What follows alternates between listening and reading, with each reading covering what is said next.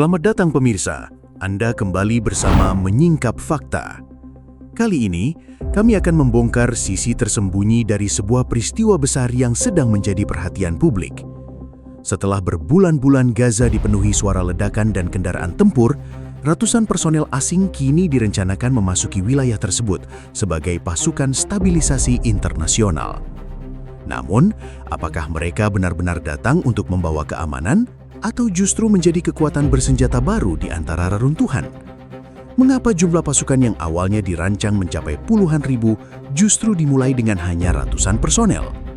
Dan apakah kehadiran mereka diam-diam menjadi langkah untuk memutus kekuasaan Hamas dari kehidupan masyarakat Gaza? Namun sebelum kita masuk lebih dalam, jangan lupa tekan tombol like dan subscribe. Dengan begitu, Anda tidak akan ketinggalan fakta-fakta tersembunyi yang akan kami ungkap berikutnya.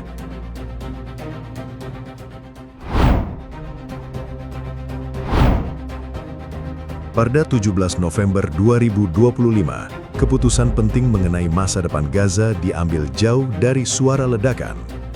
Dewan Keamanan Perserikatan Bangsa-Bangsa mengesahkan resolusi 2803 yang membuka jalan bagi pembentukan pasukan stabilisasi internasional.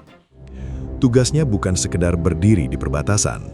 Pasukan ini dirancang untuk mengamankan jalan, melindungi warga sipil, mengawal bantuan, mendukung pelucutan kelompok bersenjata, dan membantu kepolisian Palestina mengambil alih keamanan.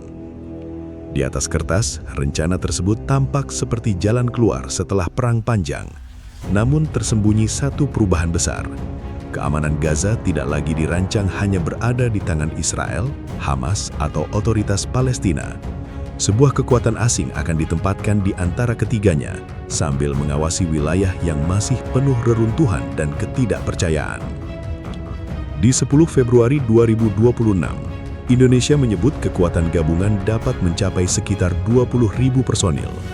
Indonesia sendiri mempertimbangkan kontribusi hingga 8.000 prajurit, meskipun lokasi, aturan keterlibatan, dan mekanisme pengerahan belum diputuskan. 9 hari kemudian, pada 19 Februari 2026, Komandan Misi, Mayor Jenderal Jeffer Jeffers, menjelaskan rencana yang lebih rinci. Pasukan akan memulai pengerahan dari Rafah, melatih polisi Palestina, lalu memperluas operasi dari satu sektor menuju sektor berikutnya. Target akhirnya adalah 20.000 personel internasional dan 12.000 polisi Palestina. Angka itu terdengar besar, tetapi medan Gaza tidak dapat dibaca hanya melalui jumlah. Jalan sempit, kamp pengungsian, bangunan runtuh, dan jaringan bawah tanah membuat setiap patroli beresiko berubah menjadi bentrokan.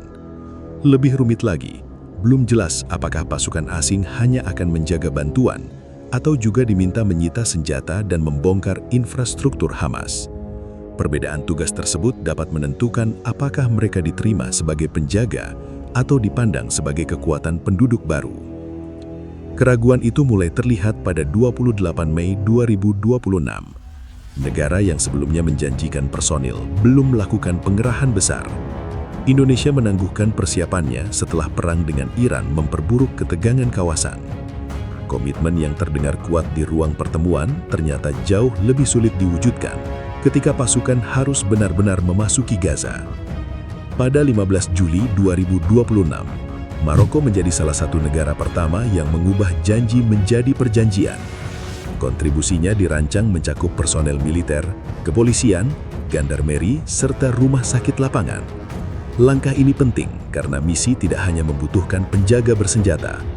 Gaza juga memerlukan tenaga medis, pengatur lalu lintas, pengamanan distribusi, dan struktur yang mampu bekerja bersama pemerintahan sipil baru.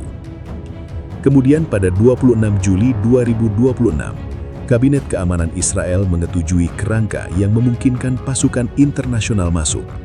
Namun jumlah awalnya bukan 20.000, hanya sekitar 200 personil dari negara seperti Maroko dan Uganda yang direncanakan memasuki wilayah di luar kendali langsung Israel. Setiap negara tetap memerlukan persetujuan tersendiri, sedangkan tanggal pengerahan belum diumumkan. Inilah fakta paling mencurigakan. Kekuatan yang dirancang mengubah keamanan Gaza justru dimulai dengan jumlah yang bahkan tidak cukup untuk mengawasi seluruh kota. Mungkin 200 personel itu bukan pasukan utama, melainkan ujian. Mereka akan menguji reaksi Hamas, sikap Israel, kesiapan negara peserta, dan kepercayaan warga Palestina. Menurut Anda, apakah kontingen kecil ini benar-benar langkah pertama menuju keamanan, atau hanya simbol politik untuk menguji siapa yang berani memasuki Gaza? Tetaplah menyimak, karena setelah seragam asing masuk, perebutan berikutnya terjadi bukan di terowongan, melainkan di kantor pemerintahan, pos polisi, dan jalur bantuan.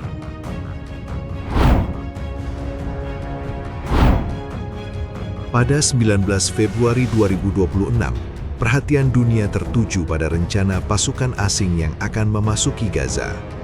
Namun pada hari yang sama, Hamas bergerak di tempat yang jauh lebih sunyi.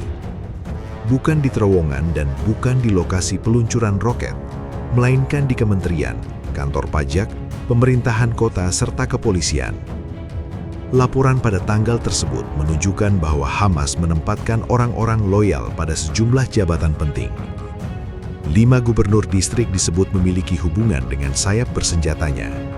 Pergantian juga berlangsung di Kementerian Ekonomi, Kementerian Dalam Negeri, dan sektor kesehatan. Langkah itu memperlihatkan bahwa kekuasaan tidak hanya dipertahankan dengan senjata. Kekuasaan juga hidup melalui orang yang membayar gaji, mengeluarkan izin, menjaga pasar, dan menentukan bantuan dapat bergerak. Pada Februari 2026, sedikitnya 14 dari 17 kementerian di Gaza dilaporkan kembali bekerja. 13 dari 25 pemerintahan kota juga mulai menjalankan pelayanan. Polisi lalu lintas muncul di jalan, petugas mengawasi pasar, dan kantor pemerintah kembali mengumpulkan pungutan. Hamas menyebut kegiatan tersebut diperlukan agar kehidupan masyarakat tidak jatuh ke dalam kekacauan. Israel melihatnya secara berbeda. Menurut Israel, Hamas sedang membangun kembali pengaruhnya dari bawah. Disinilah perebutan Gaza berubah menjadi lebih rumit. Menghancurkan sebuah gudang senjata dapat mengurangi kemampuan menyerang. Tetapi selama satu kelompok masih mampu mengatur makanan, keamanan, pekerjaan, dan pelayanan dasar, kelompok itu tetap terlihat sebagai penguasa. Pada 19 Februari 2026, Komite Nasional untuk Administrasi Gaza membuka pendaftaran kepolisian baru. Dalam beberapa jam, sekitar 2.000 warga mendaftar.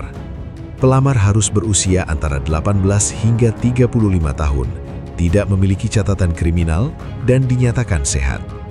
Targetnya adalah membentuk 12.000 polisi Palestina yang kelak bekerja bersama struktur keamanan baru. Karena polisi bukan sekedar aparat berseragam, mereka mengetahui keluarga, jalur distribusi, pemimpin lingkungan, dan kebiasaan setiap kawasan. Siapa yang mengendalikan polisi dapat mengendalikan informasi paling dekat dengan kehidupan masyarakat sehari-hari secara langsung pula. Namun masalah tersembunyi segera muncul. Hamas ingin sekitar 10.000 polisi lamanya diterima ke dalam pasukan tersebut. Lebih dari 40.000 pegawai sipil dan personel keamanan juga menunggu kepastian. Apabila seluruh pegawai lama dikeluarkan, pelayanan publik dapat berhenti. Tetapi apabila mereka dipertahankan tanpa pemeriksaan ketat, jaringan Hamas mungkin tetap mengendalikan pemerintahan dari dalam. Pada 6 Juli 2026, Hamas mengumumkan pembubaran badan yang mengawasi Kementerian Gaza. Keputusan itu disebut sebagai langkah penyerahan kekuasaan kepada pemerintahan teknokrat.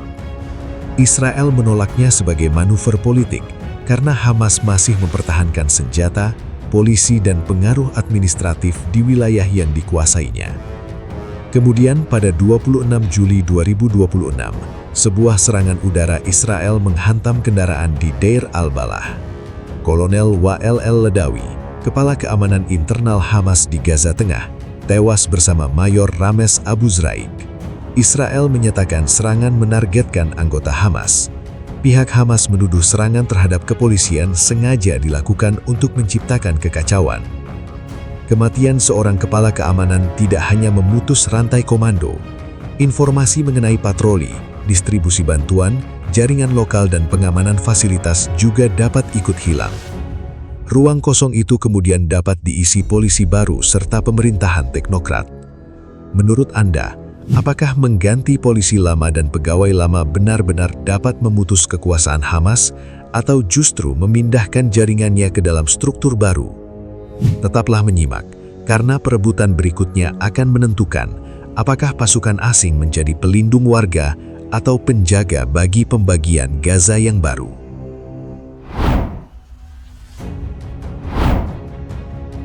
Pada 26 Juli 2026, persetujuan Israel terhadap masuknya pasukan stabilisasi internasional membuka tahap baru yang belum pernah diuji di Gaza. Mereka direncanakan bergerak di wilayah yang tidak berada di bawah kendali langsung Israel. Namun, setiap kontingen tetap harus memperoleh persetujuan tersendiri. Artinya, pasukan tersebut hadir sebagai kekuatan internasional, tetapi ruang geraknya masih bergantung pada keputusan Israel. Kondisi lapangan membuat tugas itu jauh lebih rumit daripada menjaga sebuah perbatasan. Pada Juli 2026, Israel diperkirakan menguasai sekitar 64% wilayah Gaza dan berencana memperluas kendali hingga 70%.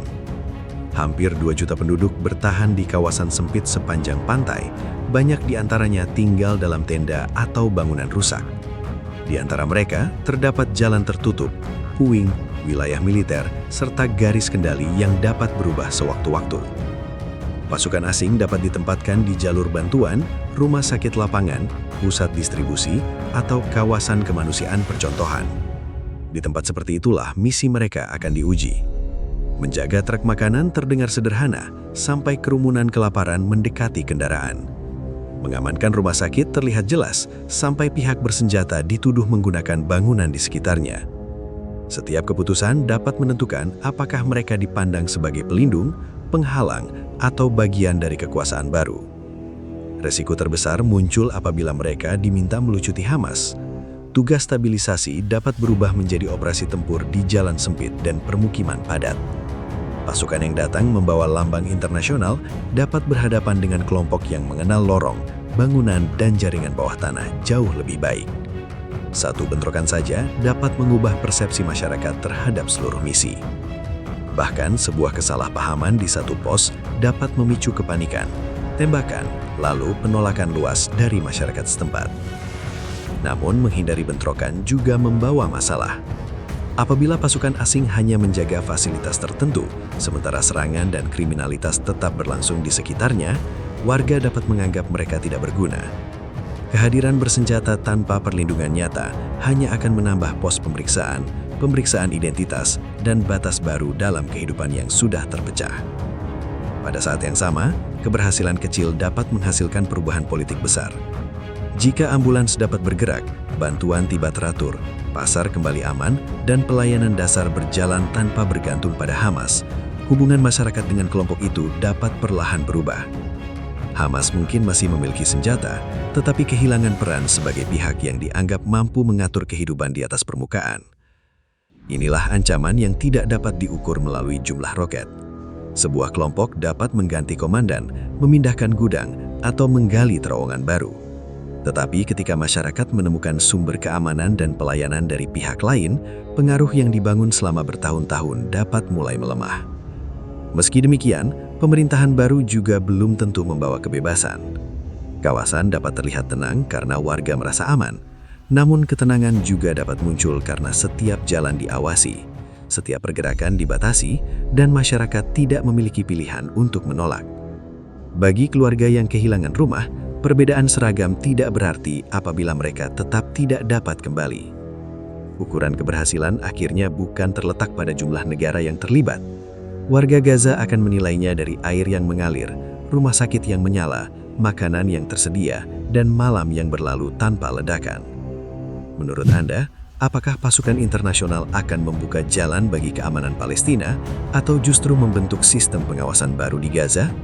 Teruslah menyimak, karena setelah pertempuran mereda, perebutan paling menentukan mungkin baru dimulai, yaitu perebutan hak untuk menentukan siapa yang boleh mengatur kehidupan warga Gaza. Pada akhirnya, masuknya pasukan internasional ke Gaza bukan sekadar persoalan keamanan. Kehadiran mereka dapat menjadi penanda bahwa perebutan masa depan Gaza telah memasuki tahap baru. Hamas menghadapi ancaman kehilangan kendali atas pemerintahan dan pelayanan masyarakat. Israel berusaha memastikan kelompok itu tidak kembali membangun kekuatan. Sementara pasukan asing harus membuktikan bahwa mereka datang untuk melindungi warga, bukan menciptakan batas dan kekuasaan baru. Namun bagi masyarakat Gaza, ukuran keberhasilannya tetap sederhana. Apakah bantuan dapat tiba tanpa kekacauan? Apakah rumah sakit kembali berfungsi? Apakah keluarga dapat pulang dengan aman? Dan apakah berakhirnya pertempuran benar-benar menghadirkan kebebasan atau hanya mengganti seragam yang mengendalikan kehidupan mereka? Demikian rangkaian fakta yang berhasil kami singkap hari ini. Jangan lupa subscribe ke channel Menyingkap Fakta dan aktifkan lonceng notifikasi agar Anda tidak ketinggalan pengungkapan fakta-fakta penting lainnya. Menyingkap Fakta, mengungkap kebenaran di balik setiap peristiwa. Sampai jumpa pada fakta berikutnya.